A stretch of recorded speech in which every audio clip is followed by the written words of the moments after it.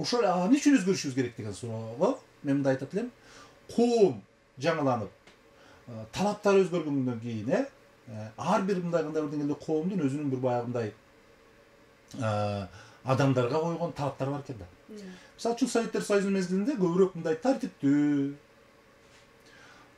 улуулардын, өзгөчө чоңдордун, өзгөчө системанын, партиянын сөзүнөн чыкпаган, түп түз жүргөн, түз отур десе түз отуруп калган, оңго бас десе оңго, солго десе солго баскан адамдар керек болгон. Ошондой система ошондой адамдарга керек болгон.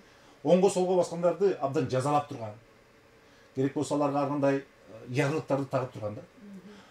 Азыркы күн, азыркы доор чыгармачыл адамдарга, ойлонгон адамдарга, өзүнүн жекелик кандай бир деңгээлде мындай сапаттарын өнүктүргөн, өзүнүн жан дүйнөсүн ача алган адамдарга керек болуп турат да. Коом билим берүү бүгүнкү күндө ошого ылайыкташ керек. Өзгөчө мындай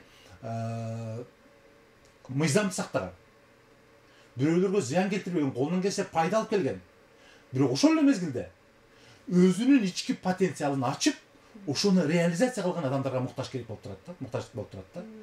Демек, билим берүү системасы дагы ошондой адамдарды ачууга, ошондой адамдарга багыт берүүгө, билим берүүгө, алардын өзүн өзү таануусуна өбөлгө түшүрүш керек. Ата эне дагы бүгүнкү күндө мугалим дагы эң негизги мүдөлөрүнүн бир алдына койгон милдеттеринин бири ошол да, менин оюмчачы. Демек, балдарыбызды өзүн таанытууга, өзүнүн ички потенциалын ачууга мүмкүнчүлүк берүү да. Эгерде ушундай кыла алсак, менин оюмча ата эне үчүн дагы, бала үчүн дагы, мугалим үчүн дагы бакыт да бул.